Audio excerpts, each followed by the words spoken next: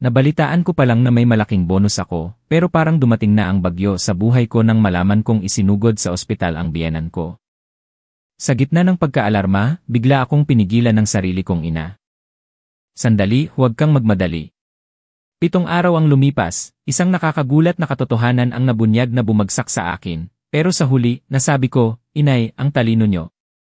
Nang bumaba ang gabi, nilamon ng katahimikan ang Maynila. Nag-isa akong nakaupo sa ika-25 palapag ng opisina ko. Mula sa malaking bintana, ang mabilis na daloy ng mga ilaw ng sasakyan sa ibaba ay parang isang ilog ng liwanag na hindi tumitigil, tulad ng mga iniisip ko ngayon. Halos alas 11 na ng gabi, ang buong gusali ay tahimik na, ang tanging bintana lang na may ilaw ay ang sa akin, isang tanglaw ng pagtitiyaga. Pagkatapos kong tapusin ang taunang financial report, bigla akong nanghina. Ilang linggo ko itong pinagpuyatan. Nag-inat ako at ang tunog ng mga buto ko ay parang musika ng tagumpay. Tiningnan ko ang maayos na salansan ng mga dokumento sa mesa at napangiti ako. Isang ngiti ng kasiyahan. 5 taon, mula sa pagiging maliit na empleyado hanggang sa maging regional sales manager, bawat hakbang ay isang labanan, bawat tagumpay ay katumbas ng dugo at pawis.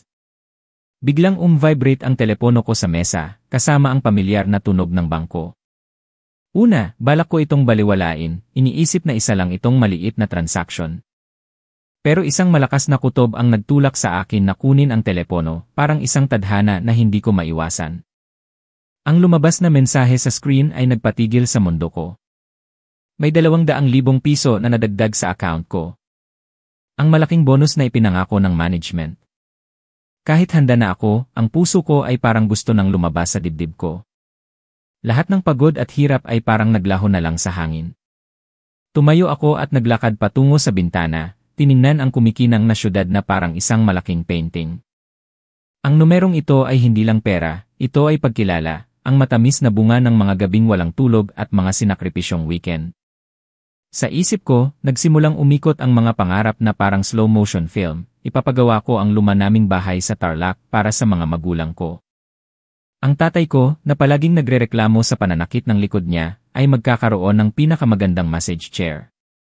Ang nanay ko, na nagpakahirap buong buhay niya, ay makakapag-travel sa ibang bansa, sa mga lugar na sa pelikula lang niya nakikita. At bibilhan ko si Angelo, ang asawa ko, ng sasakyang matagal na niyang pangarap. Siguradong matutuwa siya. Ang matitira, iipunin ko para sa aming kinabukasan. Nalunod ako sa matatamis na plano, ramdam kong mas bumukas at lumiwanag ang buhay ko. Habang hindi pa lumalamig ang saya ko, tumunog ulit ang telepono. Si Angelo. Umiti ako, balak ko pa sana siyang iprank tungkol sa regalo niya. Hello, mahal? Gising ka pa? Masayang-masaya ako habang sinasagot ang tawag. Pero ang sumagot sa akin ay hindi ang pamilyar niyang boses, kundi ang boses niyang puno ng gulat at pagmamadali. Si inay isinugod sa ospital. Punta ka na agad sa San Lazaro Hospital. Namatay ang saya sa dibdib ko, napalitan ng malamig na takot na tumakbo sa buong katawan ko. Bakit, mahal? Anong nangyari sa kanya? Bakit biglaan? Sabi ng doktor, brain hemorrhage daw, critical ang lagay niya, kailangan daw maoperahan agad. Ang inisyal na bayad daw, 30,000 piso. May pera ka ba? Paki-transfer naman agad sa akin. Wala akong sapat na pera dito. Nanginginig ang boses ni Angelo sa pagkaalarma. Namanhid ang pandinig ko. Ang biyanan ko, na malusog naman, bakit nagkasakit ng ganito? 30,000 piso. Ang halagang ito, ilang minuto lang ang nakaraan, ay wala lang sa akin kumpara sa bonus na natanggap ko. Pero ngayon ay may bigat ng buhay o kamatayan. Nang walang pag-aalinlangan, nagmamadali kong sinabi, sige, mahal, huwag kang mag-alala, mag-a-access na ako agad. Ipadala mo sa akin ang account number ng ospital, papunta na ako doon ngayon. Hindi na, sa account ko na lang i-transfer para mabilis.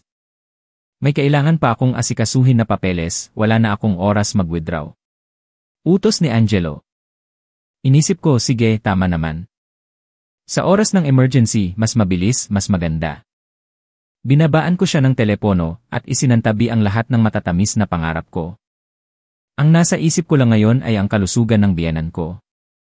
Nagmamadali akong nagligpit ng gamit, nagsuot ng jacket, at tumakbo palabas ng opisina. Magulo ang isip ko, ang ilog ng ilaw sa ibaba ay biglang naging malamig at walang kulay. Tumakbo ako palabas ng elevator, halos nag-sprint sa lobby.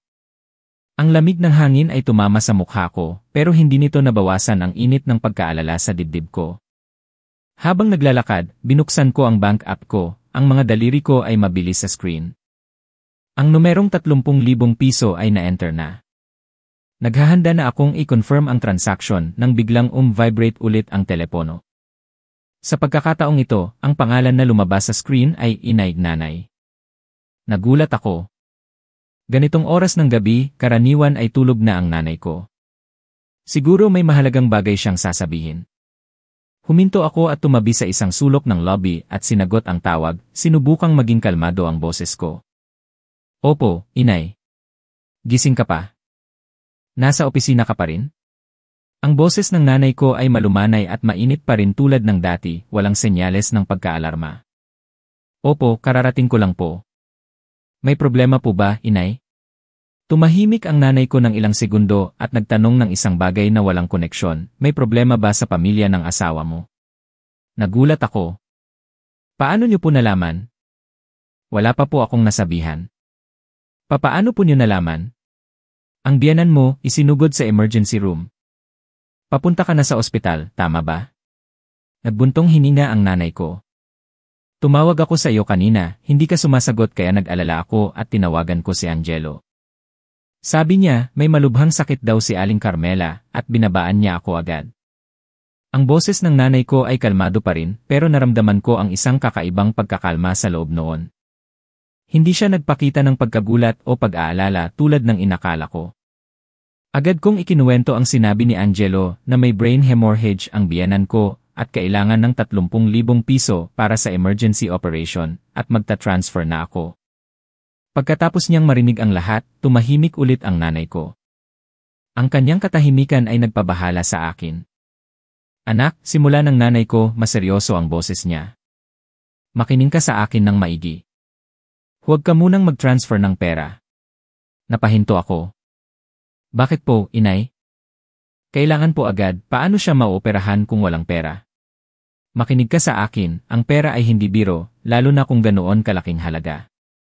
Ang pagliligtas ng buhay ay mahalaga, pero kailangan mo ring maging matalino.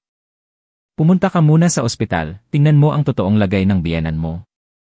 Kausapin mo mismo ang doktor para malaman ang sitwasyon bago ka magdesisyon. Nag-aalala pang sabi ng nanay ko, natatakot ako na sa gulo ng isip mo, kahit ano sabihin nila ay maniniwala ka. Hindi ko maintindihan ang nanay ko. Palagi niya akong tinuturuan na maging mabuting asawa at manugang, pero ang ugali niya ngayon ay puno ng pag-aalinlangan. Bakit kaya siya kalmado at nag-iingat sa ganoong kritikal na balita? Pero sabi ni Angelo, kailangan daw agad, Inay.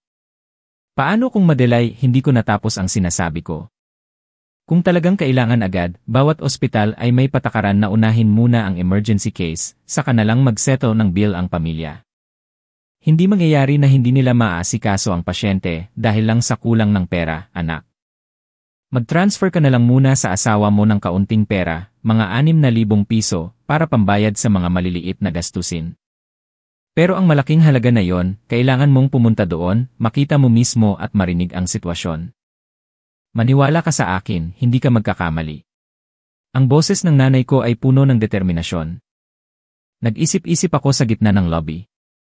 Ang sinabi ng nanay ko ay parang malamig na tubig na ibinuhos sa pagkaalarma ko. Nagtitiwala ako sa asawa ko, pero lubos din akong nagtitiwala sa katalinuhan at karanasan ng nanay ko. Ang kakaibang reaksyon niya ay sigurado na may dahilan.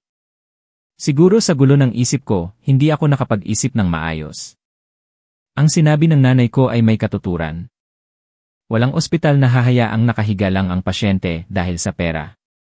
Humiga ako ng malalim para kumalma at nagdesisyon na sundin ang nanay ko.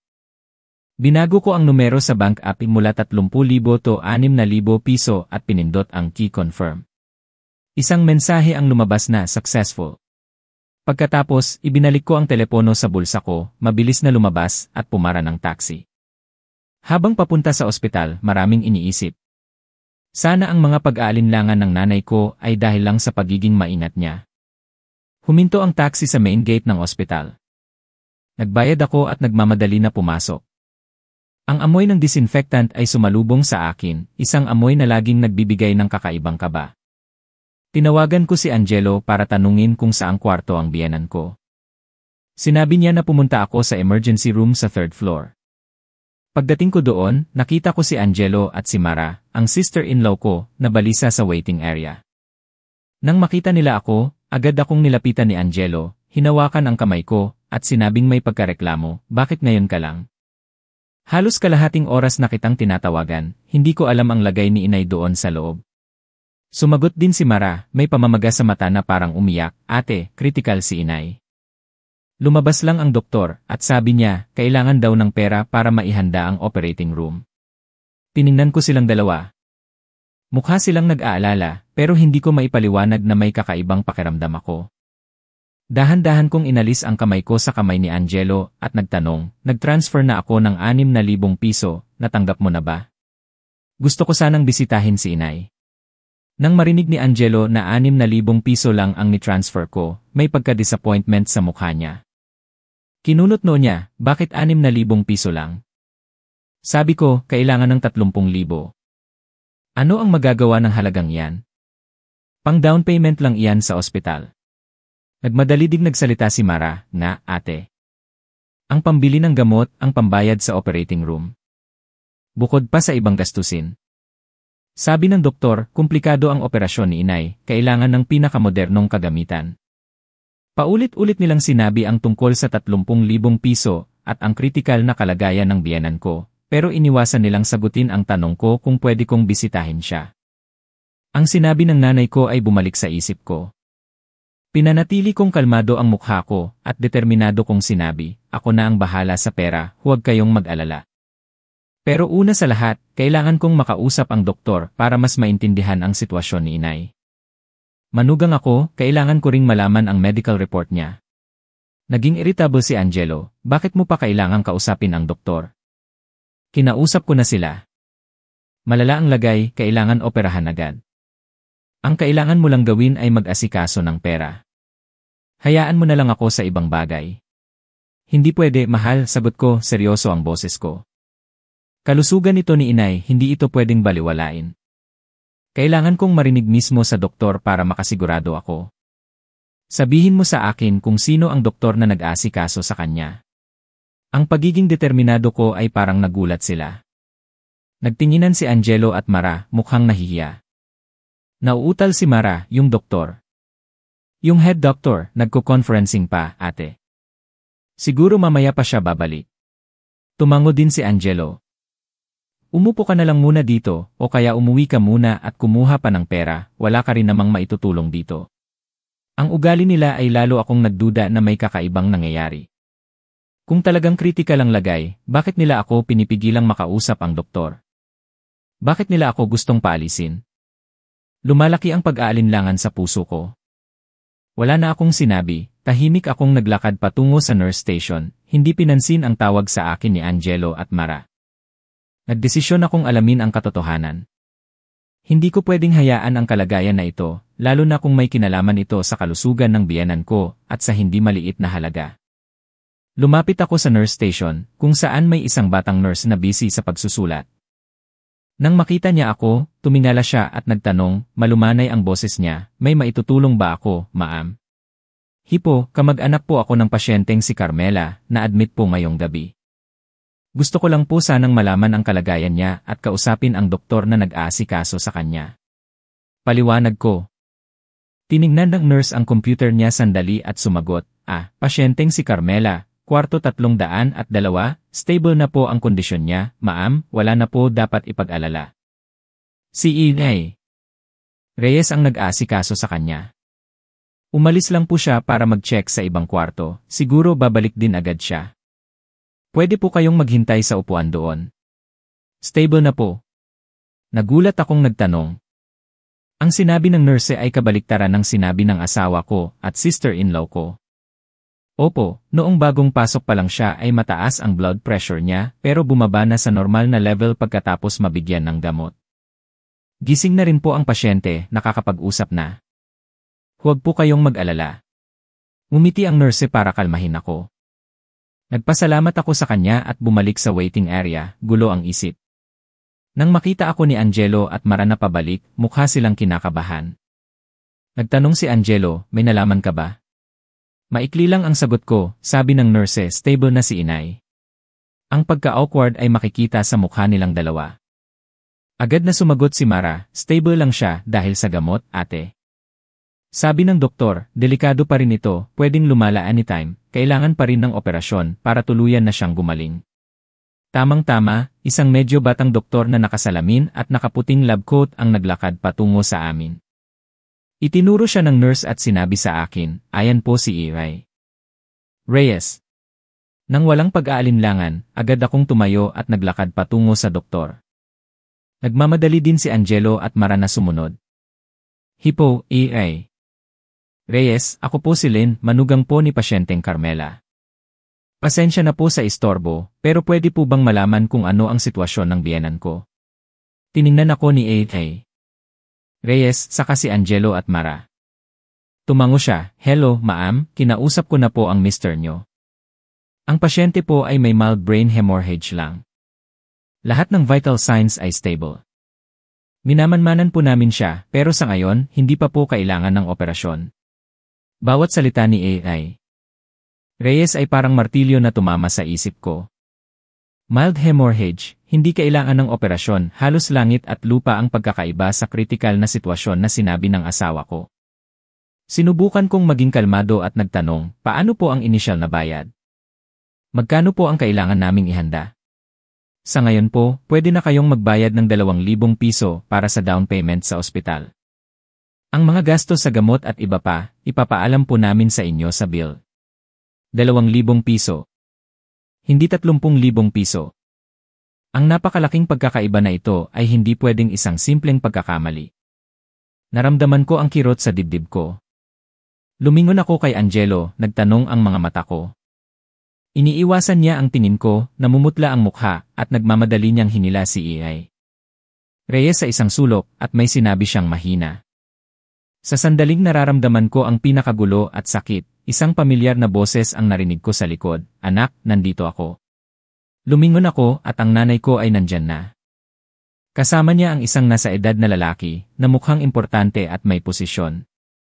Lumapit ang nanay ko sa akin, hinawakan ang kamay ko, isang malumanay na paghawak pero puno ng lakas.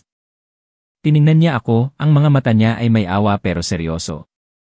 Si Inay Santos ang direktor ng ospital na ito at matagal ko na ring kaibigan. Kinausap ko siya para tingnan ang kalagayan ng biyenan mo para masigurado. Ang pagdating ng nanay ko at ni Direktor Santos ay parang pampakalma sa akin.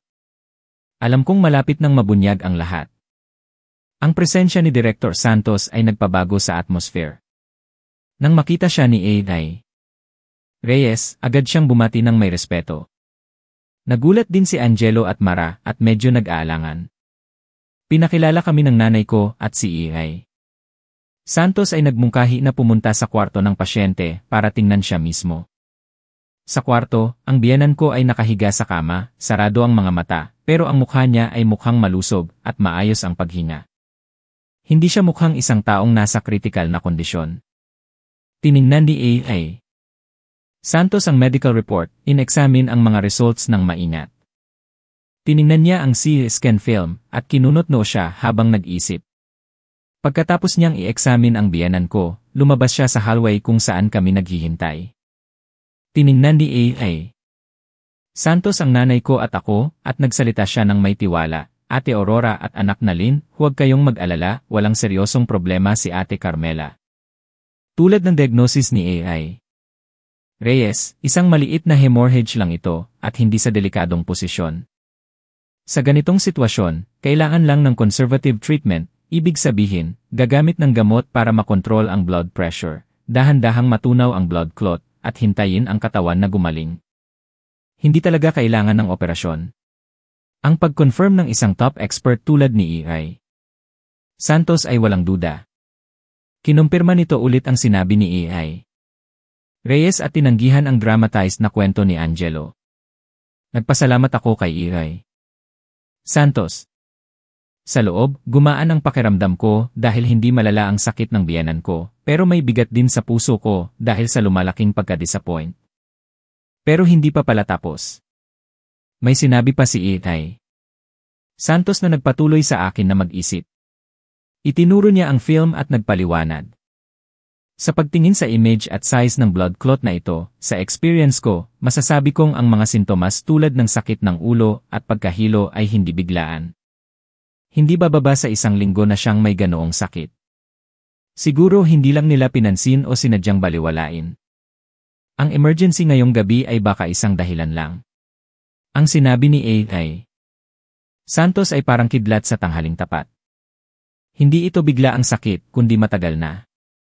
Ano ang ibig sabihin nito? Ibig sabihin, alam na ng buong pamilya ng asawa ko ang sakit ng nanay niya at naghintay sila. Naghintay sila sa mismong araw na natanggap ko ang malaking bonus para i-set up ang emergency admission na ito. Ang layunin ay napakalinaw. Nagtinginan kami ng nanay ko, hindi na kailangang magsalita. Pareho kaming alam ang iniisip ng isa't isa. Ang pag-aalinlangan kanina ay naging isang sigurado na katotohanan. Hindi ito isang pagkakamali, kundi isang conspiracy. Isang play na sinadya nilang i-direct. Kumirot ang puso ko. 3 taon na akong kasal kay Angelo. Akala ko, nagpakasal ako sa isang disenteng pamilya at may isang asawang nagmamahal sa akin. Pero ang katotohanan na nasa harap ko ay napakasakit. Pagkatapos umalis ni A.I. Santos at E.A. Reyes, naging awkward ang atmosphere sa pagitan namin. Si Angelo at Mara ay parang statue, hindi makapagsalita. Alam nilang bumagsak na ang play nila. Ang katahimikan nila ay ang pinakamalinaw na pag-amin.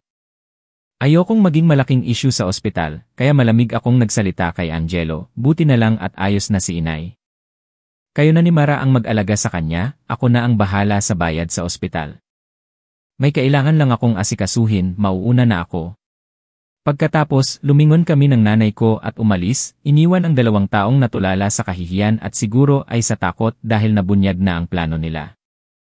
Habang pauwi, hindi ako nagsalita, nakatingin lang ako sa bintana, ang mga ilaw ng kalsada ay dumadaan sa malamig at walang buhay na mukha ko. Tahimik din ang nanay ko. Dahan-dahan niya lang akong tinapik sa balikat. Alam niyang kailangan ko ng oras para tanggapin ang mapait na katotohanan na ito. Nang gabing iyon, hindi ako umuwi sa bahay namin, sa nanay ko ako natulog.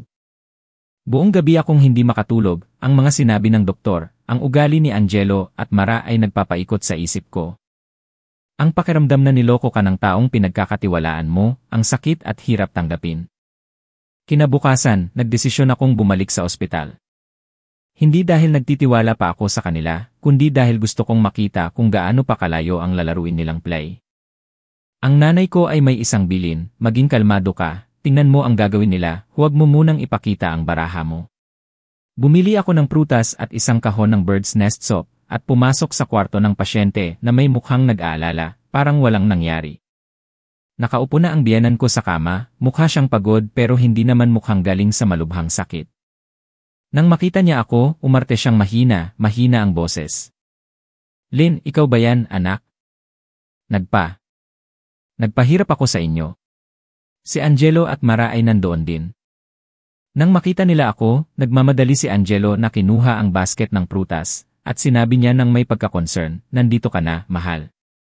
Nakatulog ka ba kagabi? Nag-alala ako sa'yo. Ngumiti ako ng pilit, isang ngiti na alam ko na artipisyal. Inilagay ko ang bird's nest soap sa mesa at sinabi, ayos lang ako. Kamusta na po ang pakiramdam nyo, inay?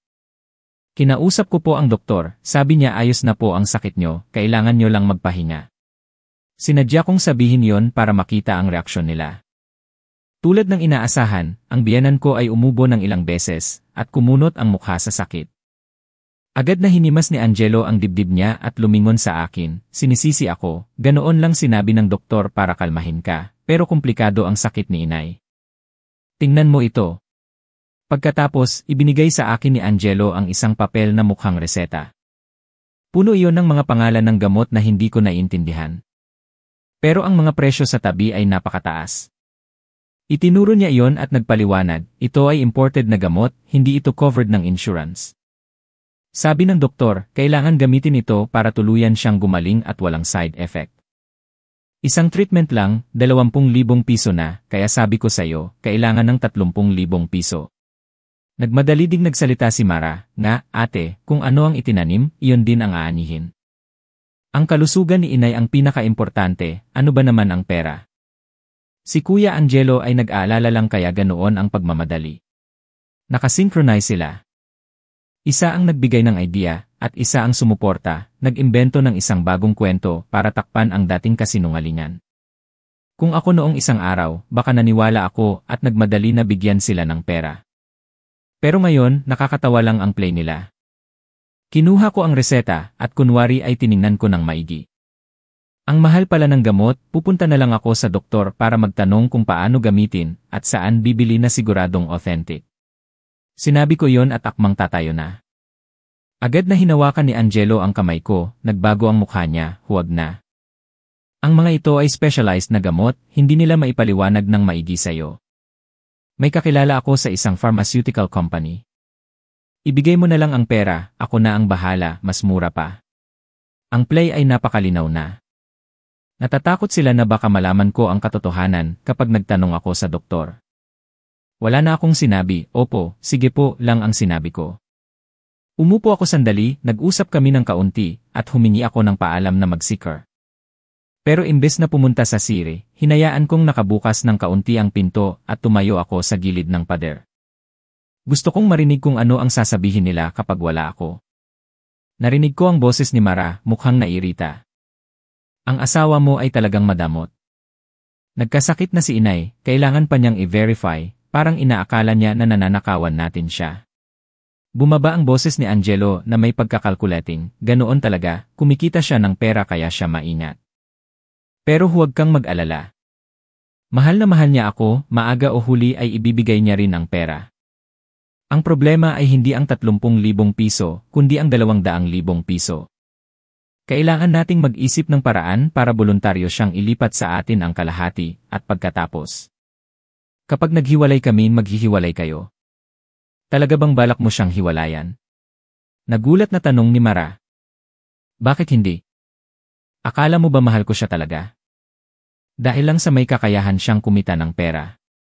Hihintayin ko na maging regional director siya, maging stable ang yaman niya, saka tayo maghiwalay at hatiin ang lahat.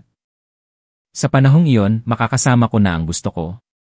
Bawat salita ni Angelo ay parang kutsilyo na tumusok sa puso ko. Malamig at walang awa.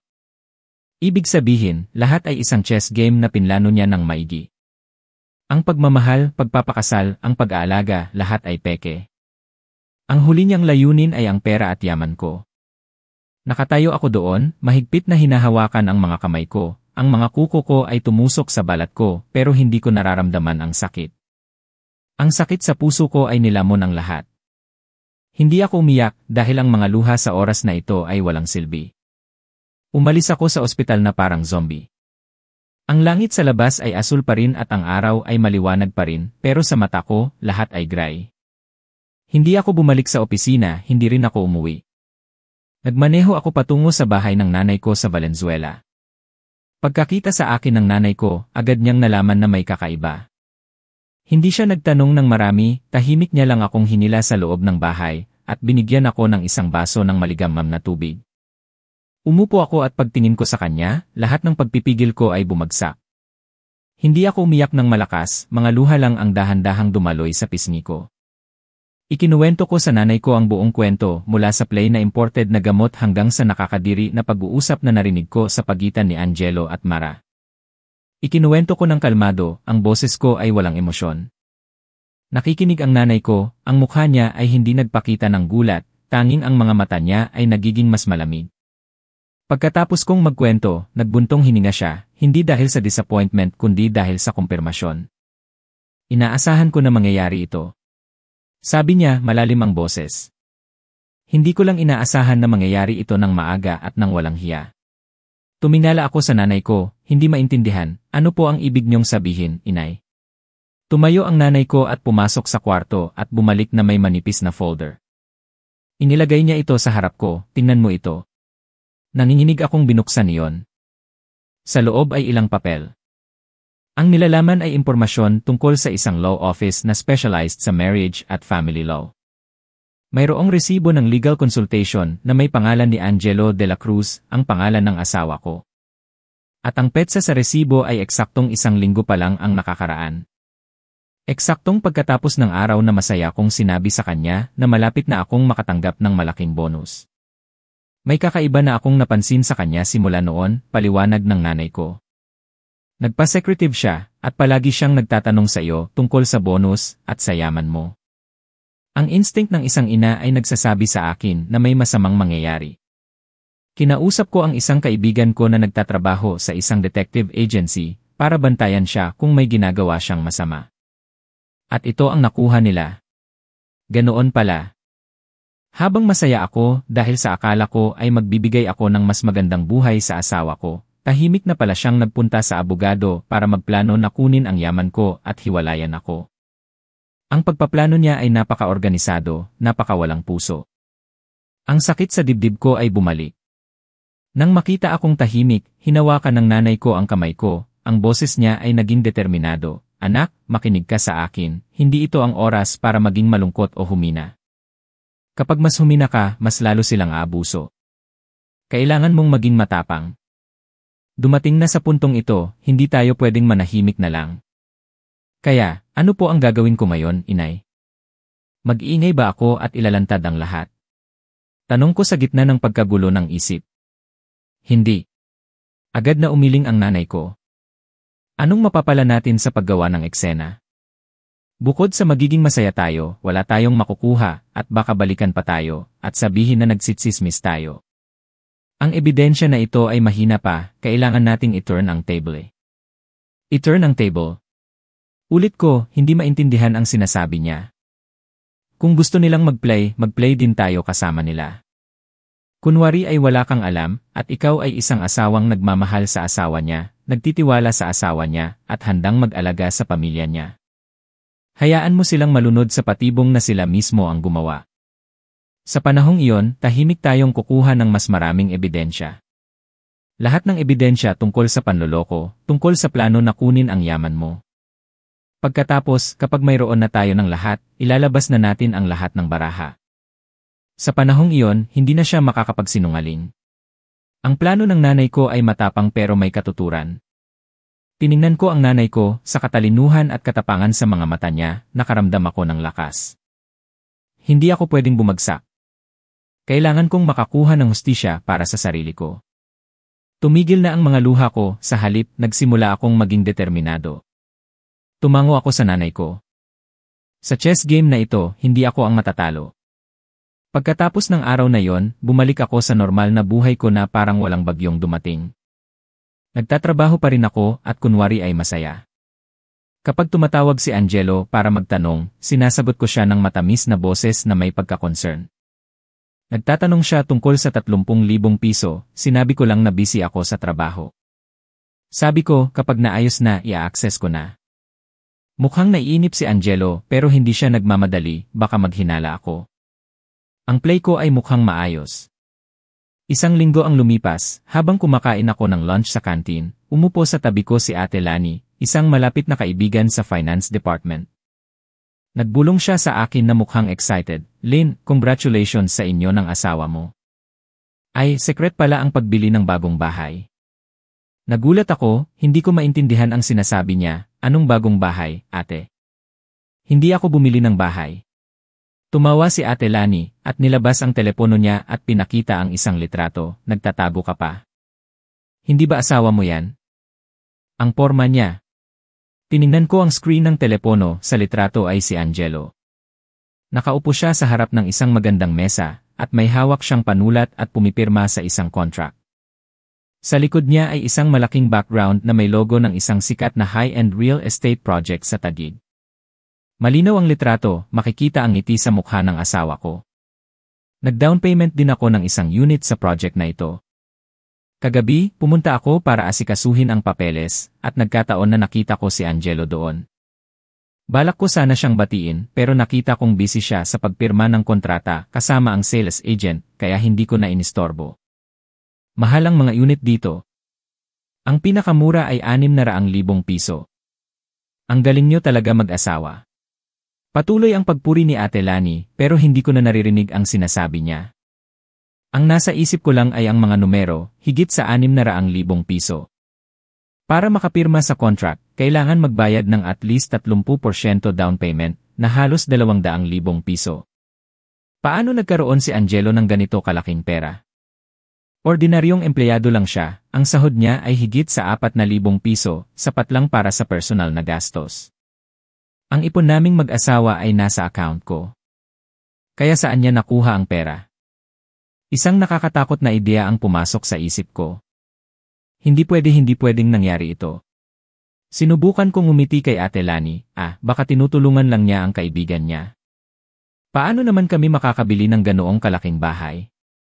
Pagkatapos kong magsinungaling, nagmamadali akong tumayo, at sinabi na may emergency ako at tumakbo sa opisina ko. Ang puso ko ay mabilis na tumitibok. Hindi ako pwedeng umupo lang. Kailangan kong pumunta sa bangko agad. Humingi ako ng paalam sa boss ko para umuwi ng maaga, at tumakbo ako sa parking lot at nagmaneho ng diretsyo sa bangko kung saan ako nagtatransak. Habang nasa daan, sinubukan kong kalmahin ang sarili ko na baka nagkataon lang at baka tinutulungan lang talaga ni Angelo ang kaibigan niya. Pero ang instinct ng isang babae ay nagsasabi sa akin na ang katotohanan ay mas malala pa. Umupo ako sa waiting area ng bangko, magkasama ang mga kamay ko, basang-basa ng pawis ang palad ko. Ang paghihintay ay hindi kailanman naging ganito kahaba. Sa huli, tinawag na ang pangalan ko. Lumapit ako sa teller, sinubukan kong maging kalmado ang boses ko habang humihingi ng bank statement sa huling buwan. Kinuha ng teller ang AC ko at nagsimulang gawin ang trabaho niya. Ang tunog ng printer ay naririnig sa tahimik na bangko. Ilang minuto ang lumipas, binigay niya sa akin ang isang folder ng papel na mainit pa. Narito po ang bank statement niyo. Kinuha ko ang mga papel, nanginginig ang mga kamay ko. Naghanap ako ng bakanting upuan sa sulok at umupo. Bawat pahina ay binuksan ko, maingat na tiningnan ang bawat transaction. Ang unang pahina, ang pangalawang pahina, lahat ay ordinaryong gastos. Ang sahod, transfer para sa mga bills walang kakaiba. Pero nang buksan ko ang pangatlong pahina, nanigas ang mga mata ko sa isang linya, parang tumalon ang puso ko. Isa itong money transfer, ang halaga, 130,000 piso, ang pangalan ng recipient, Angelo Mara Trading and Services Inc. Pero ang pinaka nakakagulat sa akin ay ang oras ng transaction. -3:17 ng umaga noong Disyembre 16 na. Iyon ang gabi pagkatapos kong matanggap ang bonus. 130,000 piso. Isang malaking halaga ang nawala sa account ko nang hindi ko alam. Sinubukan kong alalahanin ang gabing iyon. Naalala ko na nagtrabaho ako ng sobrang late, at pag-uwi ko ay sobrang pagod ako at tulog na tulog. Pero naaalala ko na parang nagising ako sandali.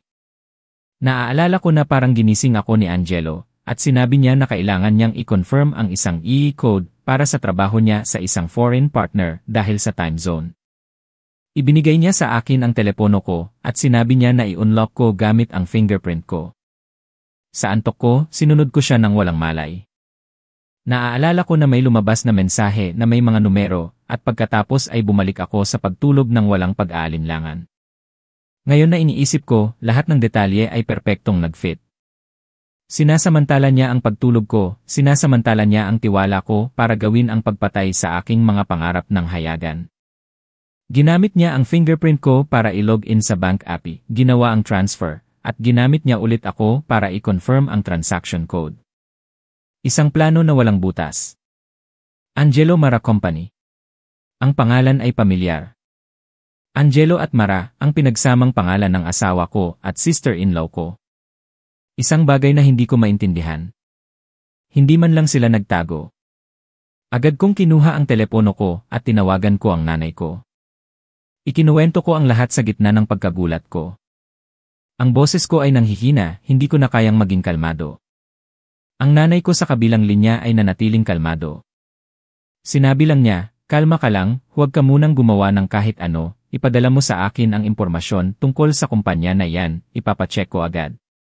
Hindi pa isang oras ang lumipas, tumawag ulit ang nanay ko, tama ang hinala ko, ang Angelo Mara Company ay isang ghost company, kakarehistro lang 2 linggo ang nakakaraan.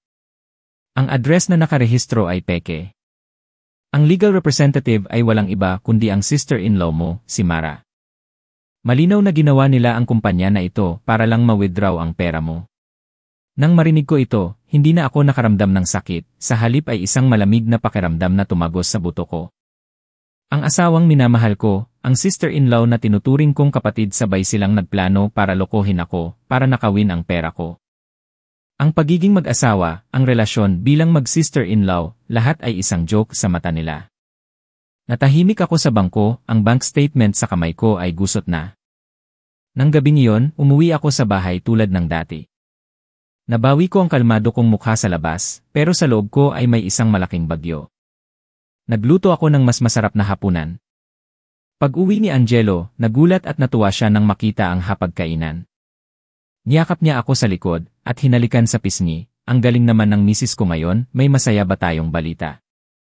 Umiti ako sa kanya, isang ngiti na alam ko na mas peke pa sa kanya. Wala naman, gusto ko lang na magkaroon tayo ng masarap na hapunan. Sa hapunan, kunwari ay nagtanong ako tungkol sa pera, mahal, iniisip ko na gamitin ang kaunting bonus para mag-invest sa real estate. Mukhang sikat ang project sa new urban area. Gusto mo bang puntahan natin sa weekend? Huminto si Angelo sa pagkain. Tumingin siya sa akin, may pag-aalinlangan, pero nang makita niya na masaya ako, binaliwala niya yon. Naku, delikado iyan, mahal. Mas maganda pa na i-deposit mo na lang ang pera sa bangko para masigurado. Hindi ako familiar sa real estate. Nagsinungaling siya ng walang pag-aalinlangan. Siya mismo ang pumirma ng kontrata para sa unit sa project na yon. Itinuloy ko ang play ko.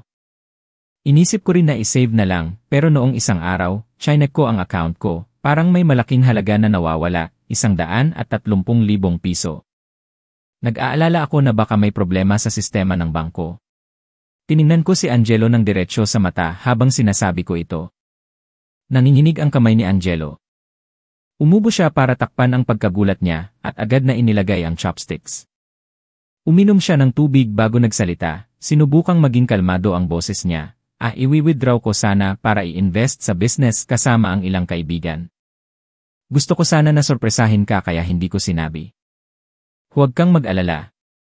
Sure winner ito, baka doble o triple pa ang tubo. Kapag nangyari yon, ibibigay ko lahat sa'yo. Nag-imbento siya ng isa pang kwento. Isang kasinungalingan na tinakpan ng isa pang kasinungalingan. Sabi ko na kunwari ay naniniwala ako, ganoon po ba? Nagulat ako. Sa susunod, kailangan mo na munang sabihin sa akin. Nagtatapos ang hapunan sa isang awkward na atmosphere. Pagkatapos, sinabi ni Angelo na may trabaho siya at agad na pumasok sa opisina niya. Pagkatapos ng ilang sandali, naligo siya. Ito ang pagkakataon na hinihintay ko. Sigurado ako na dala niya ang leather bag na palagi niyang hawak-hawak kamakailan. Kunwari ay kukunin ko ang mga gamit ko, pumasok ako sa opisina niya, ang leather bag ay nasa mesa. Mabilis ang tibok ng puso ko. Nanginginig akong binuksan ang bag. Sa loob, bukod sa mga trabaho niyang dokumento, may isang kulay asul na folder na nasa isang hiwalay na compartment. Kinuha ko yon. Ang unang salita na nakita ng mga mata ko, contract to sell ay condominium unit. Mabilis kong binuksan ang pahina para sa buyer's information. May dalawang pangalan. Side A, Angelo de la Cruz at Side B, Maria Cristina Passion. Passion ng pangalang ito ay parang isa pang kutsilyo na tumusok sa sugat ko na hindi pa naghihilom. Si Passion ay ex-girlfriend ni Angelo. Nang nagsisimula pa lang ang relasyon namin, sinabi niya sa akin ang tungkol sa kanya, na naghiwalay sila ng maayos dahil hindi sila magkasundo, at ngayon ay magkaibigan na lang sila. Naniwala ako sa ganoon na kasimple. Hindi ko kailanman inisip ang relasyon nila. Pero ngayon ang katotohanan ay lumabas na. Kinuha niya ang 130,000 piso ko, ang pera na pinaghirapan ko, para bumili ng bahay na co-owned ng kalaguyo niya. Ang bahay na dapat ay sa amin, ngayon ay sa kanya at sa kabit niya. Ang pagtataksil na ito ay mas masakit pa kaysa sa panloloko tungkol sa pera. Dinuraan nito ang lahat ng pagmamahal, tiwala, at sakripisyo na ibinigay ko sa loob ng 3 taon. Nakatayo ako doon, hawak ang kontrata, ramdam ko na gumuguho ang mundo ko. Ginamit ko ang telepono ko para kuhanan ng litrato ang bawat pahina ng kontrata, bawat numero, bawat pirma at maingat na inilagay ang lahat sa dating posisyon na parang walang nangyari. Ang puso ko ay wala nang nararamdamang sakit, sa halip ay isang walang laman at malamig na pakiramdam. Paglabas ko ng kwarto, nakita ko si Angelo na kalalabas lang ng CA. Tiningnan niya ako at nagtanong, "Anong ginagawa mo dito?" Itinaas ko ang hand lotion at mumiti ako ng natural, hinahanap ko ito. "Tapos ka na? Labas ka at manood tayo ng ngaye." Hindi siya naghinala. Nang gabing iyon, nakahiga ako sa tabi ng lalaking nanloko sa akin, nagtaksil sa akin, at sa isip ko ay may isang bagay lang, kailangan kong kumuha pa ng ebidensya. Mga ebidensya na hindi niya maitatago para pagbayaran niya ang lahat ng ginawa niya. Kinabukasan, nakipagkita ako sa nanay ko sa isang tahimik na coffee shop. Ibinigay ko sa kanya ang mga litrato ng kontrata. Nang makita ng nanay ko, hindi niya naitago ang galit sa mukha niya, pero agad niyang binawi ang kalmado niya. "Sa mga ito lang, mapapatunayan lang natin na kinuha niya ng patago ang pera mo para bumili ng personal na yaman. Tungkol sa relasyon, pwede pa rin niyang itanggi, at sabihin na si Passion ay kaibigan lang na tumutulong para sa pangalan. Para talagang wala siyang lusot, kailangan natin ng ebidensya sa relasyon nila." Analisa ng nanay ko. "Kaya, ano po ang gagawin natin, inay?" Tanong ko, lubos na nagtitiwala sa plano niya. Ang kaibigan na sinabi ko na nagbantay kay Angelo, isa siyang private investigator na napakahusay, si Tito Raul. Sa tingin ko, oras na para i-hire natin siya ng formal, para mag-imbestiga ng mas malalim. Ang pera ay hindi problema ngayon, ang importante ay malantad ang totoong mukha nila. Sa umagang iyon, nakipagkita kami ng nanay ko kay Tito Raul. Isa siyang lalaki na nasa 50, matangkad, at may matatalim na mata. Pagkatapos naming ikwento ang buong istorya, at ibigay ang mga initial na impormasyon, tumango lang si Tito Raul at nagsabi ng maikli, "Bigyan niyo ako ng 3 araw." Ang 3 araw na iyon ay parang isang siglo sa akin. Nagtatrabaho pa rin ako, umuwi sa bahay, at nagpapanggap na isang asawa na walang alam pero ang isip ko ay puno ng kaba. Hindi ko alam kung ano ang hinihintay ko, isang mas malala na katotohanan ba? Tulad ng sinabi, sa gabi ng 3 araw, tumawag si Tito Raul sa nanay ko, at nakipagkita kami sa isa pang lugar na mas lihim. Sa pagkakataong ito, mas seryoso ang mukha ni Tito Raul. Inilagay niya sa mesa, hindi isang folder, kundi isang tablet. "Ang ipapakita ko sa inyo ay maaaring nakakagulat. Ihanda niyo ang sarili niyo," sabi niya. Sa screen ay maraming litrato na kinuhanan mula sa malayo. Litrato ni Angelo at Passion na kumakain, na may intimate na kilos na parang isang tunay na couple. Litrato na sabay silang pumasok sa isang hotel. At pagkatapos, isang set ng litrato na nagpatigil sa paghinga ko. Litrato ni Angelo, Passion, at isang cute na batang lalaki na mga 4 na taong gulang na masayang naglalaro sa parke. Ang bata ay may mga features ni Angelo, at mukha silang isang masayang pamilya. Si Angelo de la Cruz at Maria Cristina Passion ay hindi kailanman naghiwalay, simulang paliwanag ni Tito Raul. May relasyon pa rin sila sa loob ng maraming taon. Ang batang lalaki sa litrato ay si Thomas, 4 na taong gulang na ngayon. Ayon sa birth certificate, anak siya ni Angelo at Passion. 4 na taon ibig sabihin, ang bata ay ipinanganak bago pa kami ikasal ni Angelo. Pero sa loob ng lahat ng panahong iyon, umarte siya na isang asawang nagmamahal at nangako sa akin. Niloko ako ng hayagan mula pa sa simula ng relasyon namin. Ang pagpapakasal ko ay isang play lang na ako lang ang hindi alam ang script. Para hindi pa sapat, binuksan ni Tito Raul ang isang recording file. Ito ay isang pag-uusap na na-record ko sa pagitan ni Angelo at ng kapatid niya sa coffee shop kahapon. Narinig ko ang boses ni Mara, "Kailan mo balak hiwalayan ang peking ate mo?" Ang boses ni Angelo ay may pagkasatisfied. "Kalma ka lang, kailangan nating hintayin na ma-promote siya sa regional director. Sa panahong iyon, sigurado na ang yaman niya at mas marami tayong makukuha kapag naghiwalay kami. Huwag kang mag-alala, na plano ko na ang lahat. Ilang buwan na lang, iiwanan ko na ang babaeng iyon at ipapakilala ko na ang pamilya ni Passion." Nagtapos ang recording at natahimik ang kwarto. Nakaupo ako doon, wala nang luha na lalabas.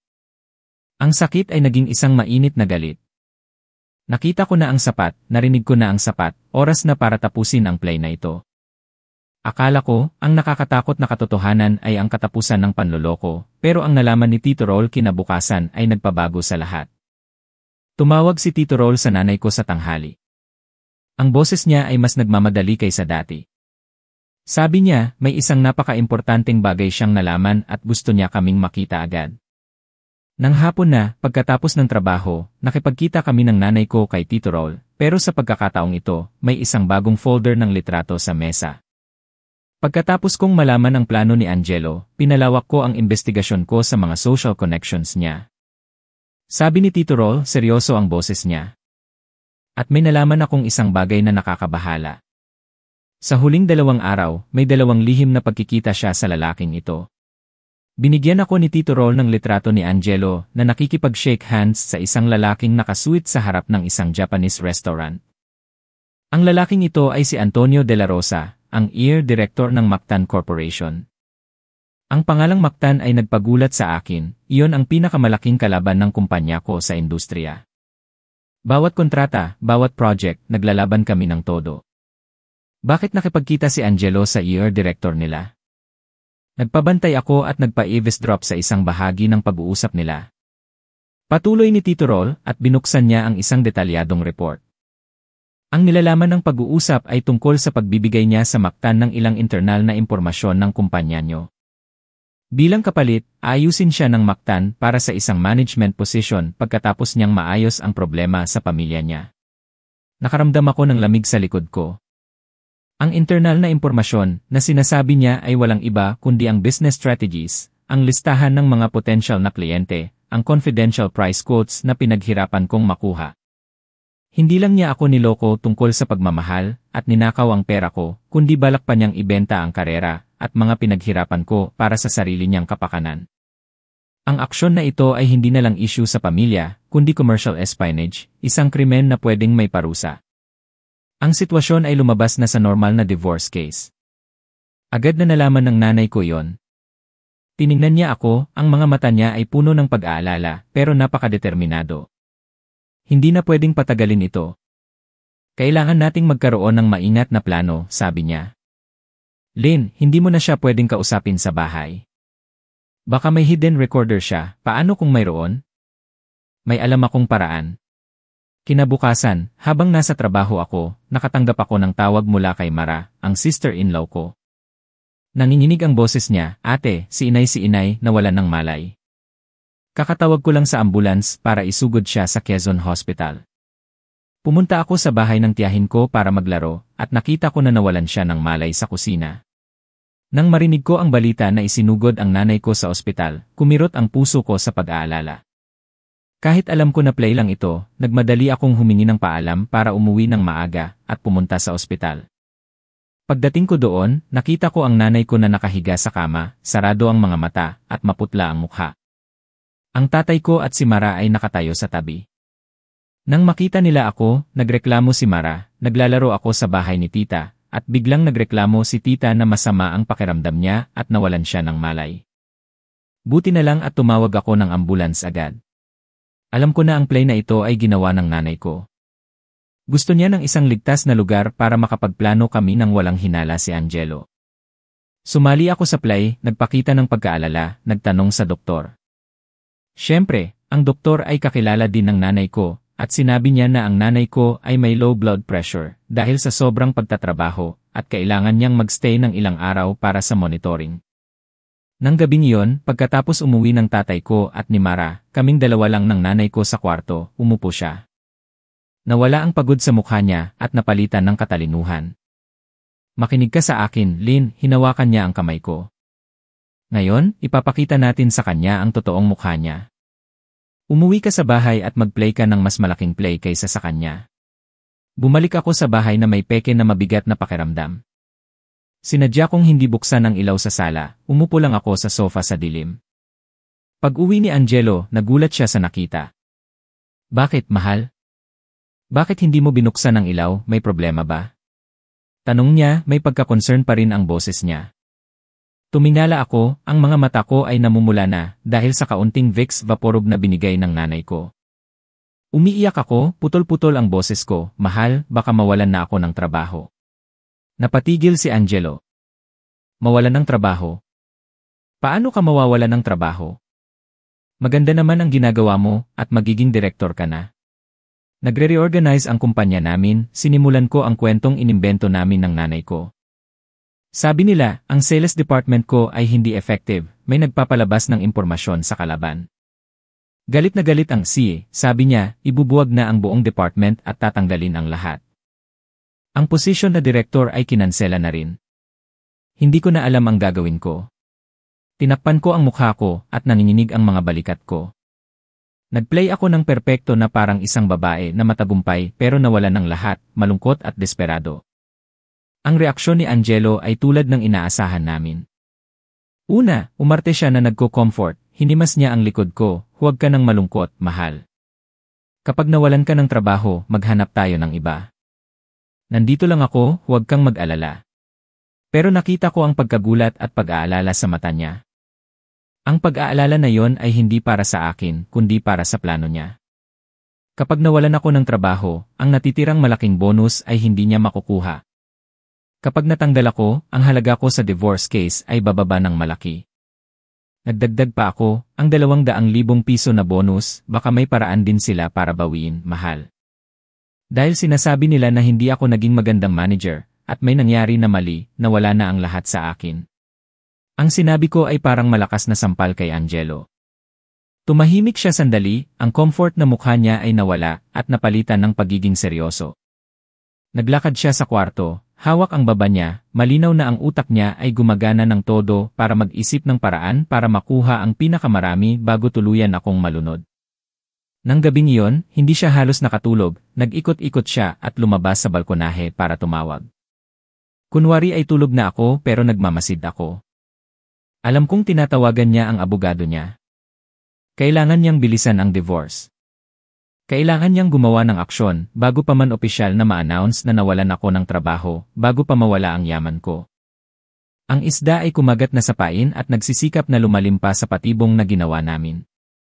Sa umaga ng Lunes, pagdating ko sa opisina, nakatanggap ako ng email mula sa IE department na kailangan akong pumunta sa opisina ni Nilim at 9:00 ng umaga. Mabilis ang tibok ng puso ko. Kahit alam ko na parte ito ng plano namin ng nanay ko, ang makaharap ang pinakamataas na lider ng kumpanya ay nagpapakaba sa akin. Eksaktong 9:00, kumatok ako sa pinto ng opisina ni Sir Lim. Siya ay isang lalaking nasa 50 na laging seryoso pero napakadeterminado. Pinaupo niya ako at nagsalita ng diretsyo. Nga. Lin, tinawag kita ngayon para i-announce ang isang mahalagang desisyon, pero una sa lahat, gusto kong magtanong, alam mo ba na may ilang confidential information ng sales department na naipalabas sa Mactan Corporation? Nanatili akong kalmado at sumagot, Sir, narinig ko po iyan. Nalulungkot po ako at handa po akong panagutan ang lahat bilang manager. Tiningnan ako ni Sir Lim, ang matatalim niyang mata ay parang gusto akong basahin. Tapos, bigla siyang ngumiti, isang bihirang ngiti. Hindi mo kailangang panagutan. Sa kabaliktaran, malaki ang naitulong mo dito. Nagulat ako.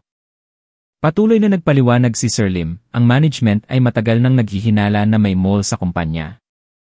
Tahimik kaming nag-imbestiga pero hindi namin makita kung sino yon. Pero ilang araw na ang nakakaraan, na-intercept ng Cybersecurity Department ang isang email mula sa isang anonymous account papunta sa isang sales employee mo na si Rodel. Ang nilalaman ng email ay isang listahan ng mga kliyente namin. Ang anonymous na tao na iyon ay nagtanong kay Rodel na i-confirm at magbigay pa ng detalyadong impormasyon. Huminto siya sandali at nagsalita ulit, ang nakakatawa, ang taong nasa likod ng anonymous account ay walang iba kundi ang asawa mo, si Angelo de la Cruz. Kinausap niya si Rodel, at nangako siyang tutulungan niya si Rodel na magkaroon ng mas magandang posisyon sa Mactan kung makikipagtulungan siya. Pero hindi ginawa ni Rodel iyon. Ikinuwento niya sa amin ang buong sitwasyon. Dahil doon, nalantad namin ang totoong internal na sili sa kumpanya. Hindi si Rodel kundi ibang tao na nagbigay ng initial na impormasyon sa asawa mo. Nakaupo ako doon na may magkakaibang emosyon. Ibig sabihin, hindi lang niya ako niloko kundi tinulungan niya pa ang kumpanya ko na linisin ang sarili. Ang irony talaga ng kapalaran. Kaya, pagtatapos ni Sir Lim, ang desisyon na i-promote ka sa posisyon ng Regional Director ay hindi nagbago, sa katunayan, binilisan pa ito. Kailangan namin ng isang talentadong leader na tapat tulad mo. Ang opisyal na announcement ay sa katapusan ng linggo. Congratulations! Tumayo si Sir Lim at inabot ang kamay niya. Tumayo ako at nakipag-shake hands sa kanya. Puno ako ng pagmamalaki at pasasalamat. Salamat po, sir. Hindi ko kayo bibigyan. Bago ako umalis, may sinabi pa si Sir Lim na may nakatagong kahulugan, ina. Lin, ang kumpanya ay isang battlefield, at ang pamilya ay minsan ganoon din. Maging isang magaling na general sa dalawang larangan. Ang kumpanya ay laging nasa likod mo para suportahan ka. Naintindihan ko ang sinasabi niya. Hindi lang siya nagtitiwala sa kakayahan ko, kundi sinusuportahan niya rin ako sa personal na laban ko. Lumabas ako sa opisina ng CE at naramdaman ko na may malaking lakas na dumaloy sa akin. Sa chess game na ito, may mga kakampi na ako na hindi inaasahan ng kalaban ko. Nang gabing iyon, pag-uwi ko sa bahay, nakita ko na inihanda na ni Angelo ang isang mesa na may kandila at bulaklak. Nakasuot siya ng formal na damit at mumiti siya para salubungin ako.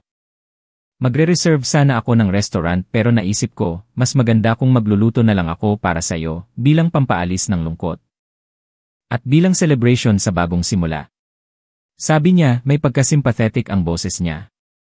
Alam ko kung anong bagong simula ang sinasabi niya, ang buhay pagkatapos ng divorce at pagkawala ng trabaho.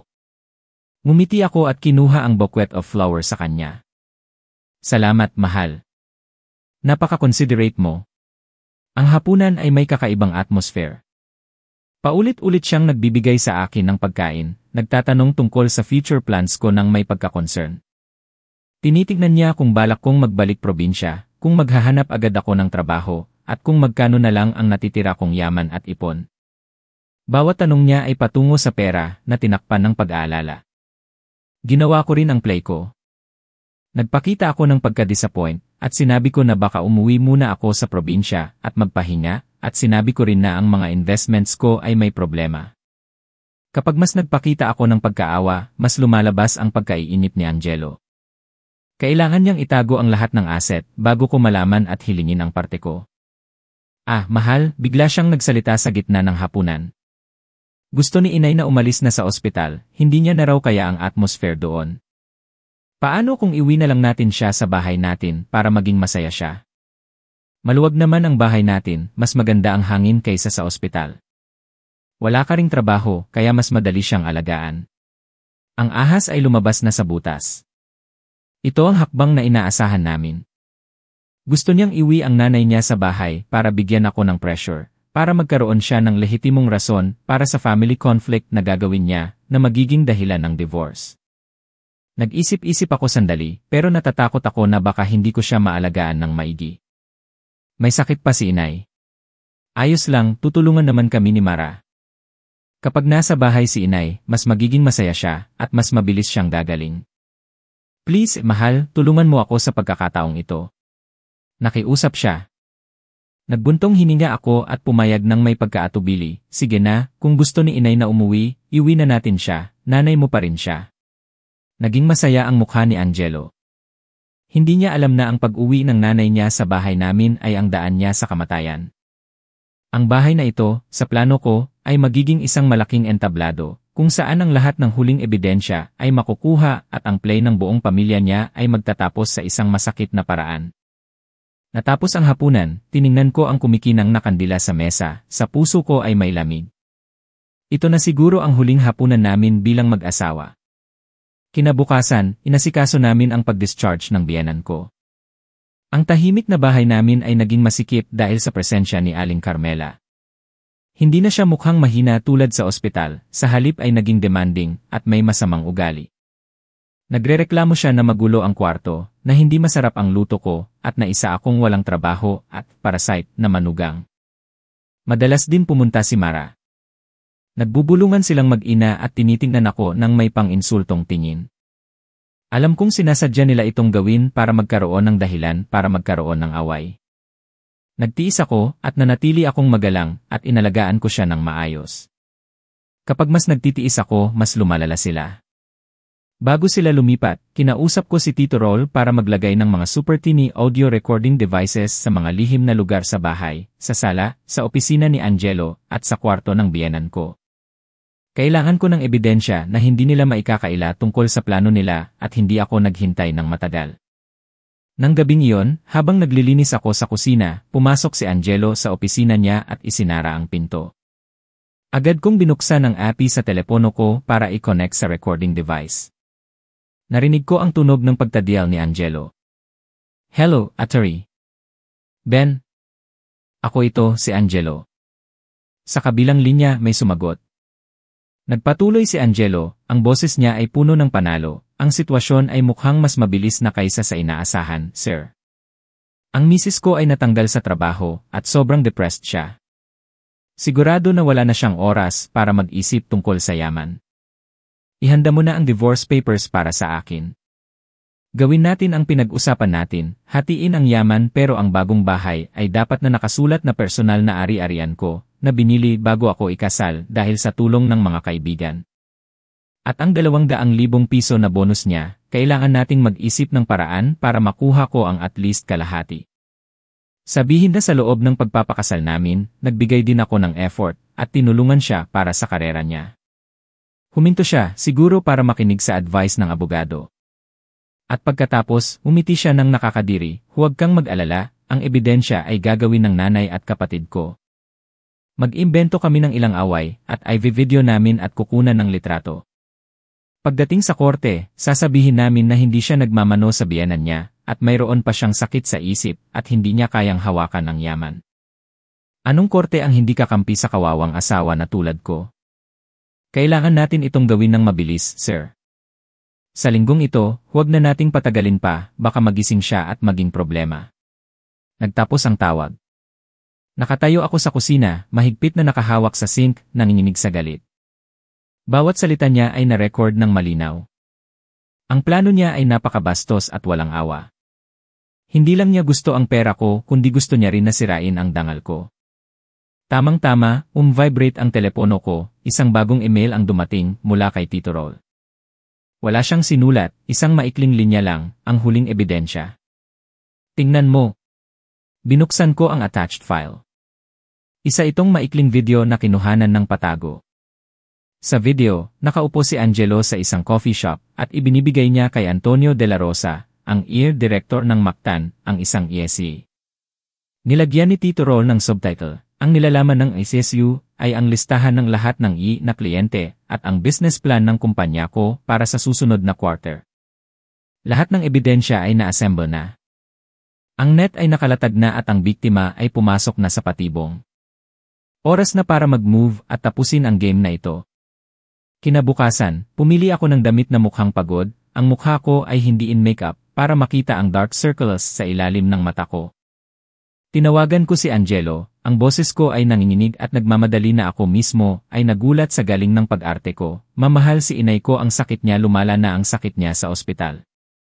Sabi ng doktor ay malala ang kalagayan niya at kailangan ng malaking halaga para sa emergency operation. Mamahal, nasaan ka? Pwede ba tayong magkita ngayon?" Si Angelo sa kabilang linya ay medyo nagulat pero agad siyang naging concerned. "Kalma ka lang, mahal. Anong nangyari kay inay? Magkano ang kailangan? Nasaan ka? Pupuntahan kita agad. Papunta ako sa law office ng abogado mo. Hindi ko na alam ang gagawin ko. Naisip ko na lang na ibenta ang bahay, ibenta ang lahat ng ari-arian para mailigtas si inay. Punta ka na sa office ni Attorney Ben. Pag-usapan natin kung paano ito ayusin." Sinabi ko ang lokasyon na napagkasunduan. Halos 1 oras ang lumipas, si Angelo at ako ay nasa office ni Attorney Ben. Siya ay isang nasa edad na lalaki, may gold-rimmed glasses, mukhang matalino at tricky. Nang makita nila ang itsura ko, nagtinginan sila ni Angelo, nagpalitan ang tingin na akala nila ay hindi ko nakita. Umupo ako, tinakpan ang mukha ko at humagulgol, "Attorney Ben, tulungan niyo kami ng asawa ko. Kritikal ang inay ko, kailangan ko ng pera agad." Ngayon, ang pinakamalaking ari-arian namin ay ang bahay namin at kaunting ipon. May alam ba kayong paraan para maibenta agad ang bahay? O kaya i-mortgage na lang? Nag-isip si attorney. Ben, medyo nagmamadali. Ang pagbenta ng bahay ay kailangan ng oras. Kalma ka lang, tingnan ko muna ang record ng ari-arian nyo. Kunwari ay naghahanap siya sa mga file sa mesa. At pagkatapos, parang hindi sinasadya, ibinagsak niya ang isang folder sa harap ko. Kumalat ang mga puting papel, ang bold na salita sa itaas ng papel ay tumama sa mata ko, divorce petition. Napatigil ako. Pinulot ko ang papel, nanginginig ang mga kamay ko. Sa petition, ang plaintiff ay si Angelo de la Cruz at ang defendant ay ako, si Ling. Ang rason ng divorce ay conflict sa bahay. Ang asawa ay hindi nagrerespeto sa biyenan at hindi siya capable na hawakan ang finances ng pamilya. Ang agreement sa ari-arian, ang bahay namin ay sinabi na hahatiin. At ang bagong bahay sa urban area ay nakasulat na personal na ari-arian ni Angelo. Lahat ng terms ay eksaktong katulad ng narinig ko sa recording. Tumingala ako at tiningnan si Angelo at si attorney. Ben. Sinimulan ko ang play ko. Ano ito? Divorce petition Angelo, bakit ka? Ang boses ko ay nabasag, puno ng sakit at hindi makapaniwala. Medyo naguluhan si Angelo sa aksidente pero agad siyang naging malamig. Dahil nandito na, hindi ko na itatago sa'yo. Hindi tayo magkasundo, mas nakakapagod lang na magkasama pa tayo. Balak ko sanang sabihin sa'yo ng dahan-dahan pero nakita mo na. Tumayo ako, puno ng luha, at tinuro siya sa mukha, hindi tayo magkasundo. O dahil mawawalan na ako ng trabaho at wala na akong silbi kaya nagbago ka. Walang awa ka. Pagkatapos lumingon ako kay attorney. Ben, at ikaw? Abogado ka pero tinutulungan mo ang taong ito. Magkasabwat kayo para lokohin ako. Ang play ko ay nasa climax. Nag-arte ako na isang babae na niloko ng husto, malungkot, galit at walang kontrol. Si Angelo at attorney. Ben ay nakatayo lang, sa labi nila ay isang ngiti ng tagumpay. Akala nila ang biktima ay nasa patibong na natalo na ako. Hindi nila alam na ito pa lang ang simula ng isang bagyo. Sa mismong sandali na nagtatagumpay si Angelo at attorney. Ben, at nakikita akong nagdurusa, bigla akong tumigil sa pag-iyak. Agad kong pinunasan ang mga luha ko, ang malungkot at desperado kong mukha ay nawala, napalitan ng isang malamig na pagkakalma. Umupo ako at inilagay ko ang bag ko sa mesa. Sapat na ang pag-arte, sabi ko, malinaw at matigas ang boses ko. Ngayon, ako naman. Ang 180-degree na pagbabago ko ay nagpagulat kay Angelo at attorney. Ben. Tiningnan nila ako, hindi nila maintindihan ang nangyayari. Binuksan ko ang bag ko, kinuha ang isang makapal na folder at inilagay sa mesa, attorney. Ben, abogado ka, alam mo ang halaga ng ebidensya. Kaya mag-usap tayo gamit ang ebidensya. Kinuha ko ang unang litrato, iyon ang litrato ni Angelo at Passion na magkayakap. Angelo, sabi mo naghihiwalay tayo dahil hindi tayo magkasundo. Kaya, paano ang babaeng ito? Magkasundo kayo, tama ba? Namutla ang mukha ni Angelo, nauutal siya, saan mo nakuha ang litrato na yan? Naglalaro lang kami. Naglalaro? Ngumiti ako ng bitterly at kinuha ang sumunod na litrato. Kaya, ang kaibigan na ito ay nagbigay pa sa iyo ng 4 na taong gulang na anak na lalaki. Ganyan ba ka-close ang mga kaibigan ngayon? Inilagay ko ang birth certificate ni Tomas sa mesa, ang pangalan ng tatay ay Angelo de la Cruz, malinaw na nakasulat doon. Natahimik si Angelo, hindi makapagsalita. Naging seryoso din si attorney. Ben. Tiningnan niya si Angelo, nagtatanong ang mga mata niya. Ang infidelity at pagkakaroon ng anak sa iba ay siguro hindi pa sapat, nagpatuloy ako, mas malamig ang boses ko. Pag-usapan natin ang pera. Itinulak ko ang bank statement sa kanila.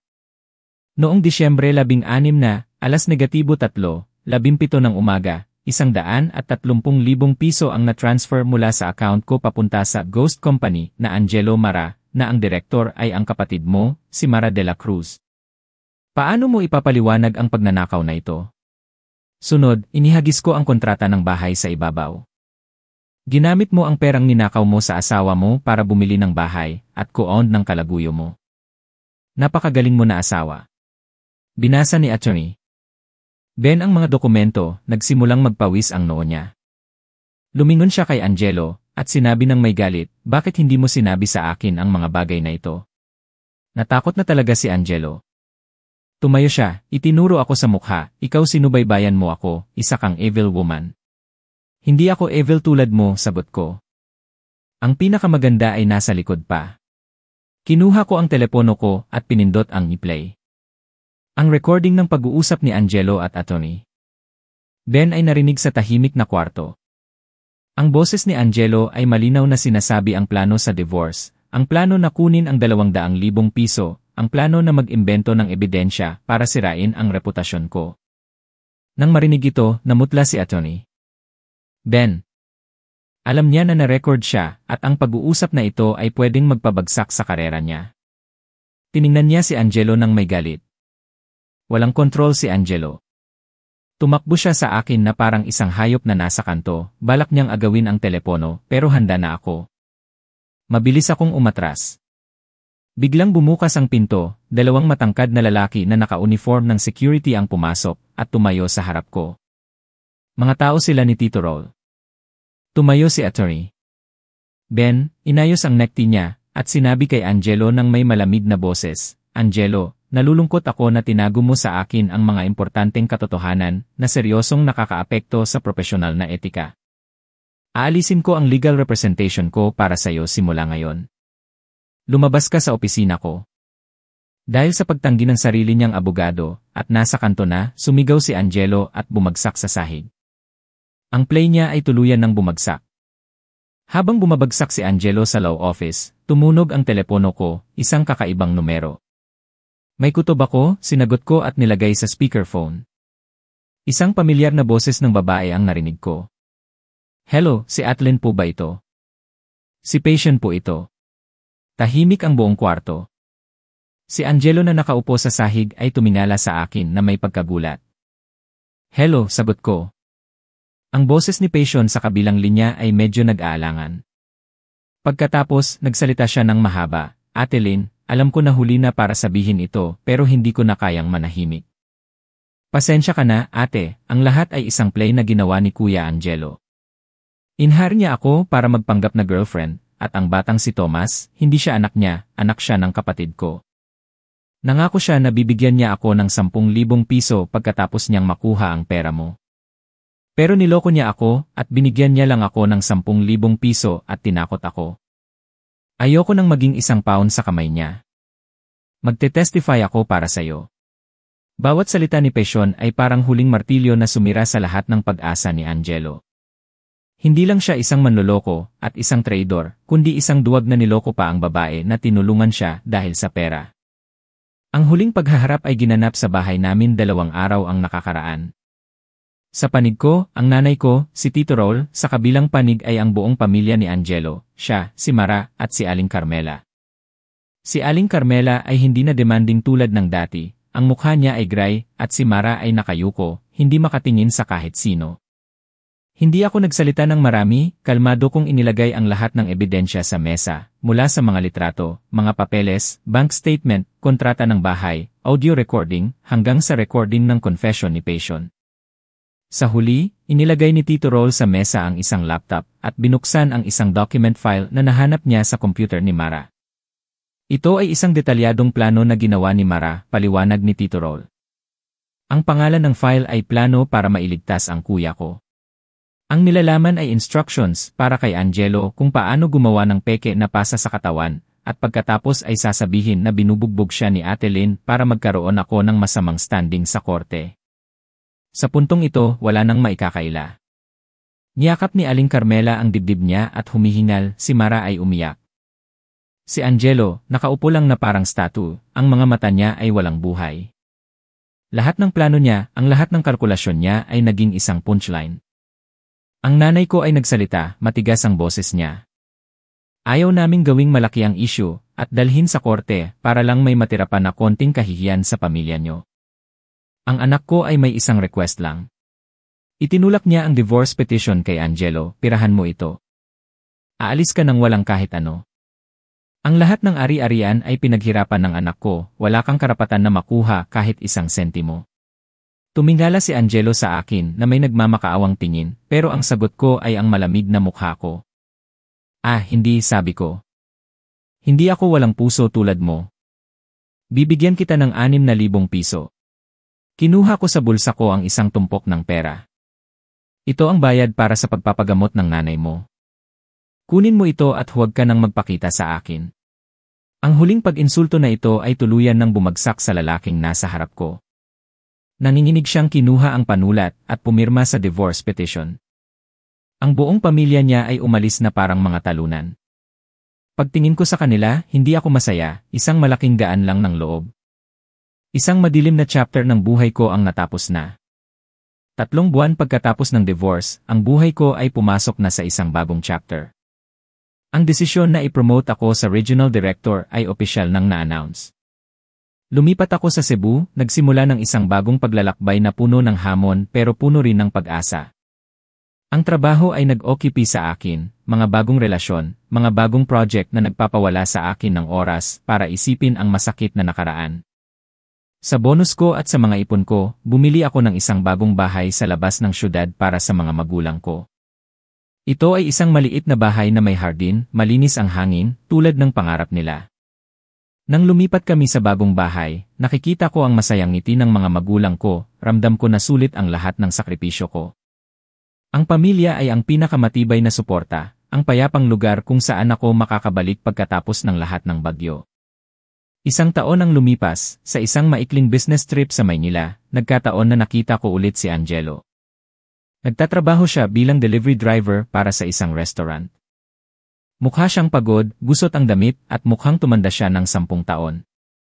Nakita niya rin ako at agad siyang lumingon, iniiwasan ang tingin ko. Sa sandaling iyon, wala na akong nararamdamang galit, tanging awa. Isang lalaki na may kakayahan at katalinuhan pero pinili ang panloloko, ang ending na ito ay inevitable. Narinig ko na pagkatapos ng divorce, hindi rin sila nagkatuluyan ni Passion. Ang negosyo niya ay bumagsak at marami siyang utang. Nilagpasan ko siya, at naglakad ako patungo sa sasakyan ko na nakapark sa malapit. Ang mainit na sikat ng araw ay tumama sa kalsada. Humiga ako ng malalim, ramdam ko ang kalayaan at ang lasa ng bagong buhay. Ang pagbagsak ng kasal ko ay kumuha sa akin ng maraming bagay, pero tinuruan din ako ng mga mahahalagang aral. Tinuruan ako na mahalin at respetuhin ang sarili ko, tinuruan ako na laging maging matalino at matapang. At ang pinaka-importante, tinuruan ako na ang tunay at walang kondisyon na pagmamahal ay laging galing sa pamilya, lalo na sa napakagaling kong ina. Kung wala ang katalinuhan at pananaw niya, hindi ako makakapagpatuloy at magiging ganito ngayon. Ngumiti ako, sinimulan ang sasakyan at sumama sa daloy ng mga tao. Sa harap ko ay isang maliwanag na hinaharap na naghihintay. Handa na akong isulat ang susunod na masayang chapter ng buhay ko.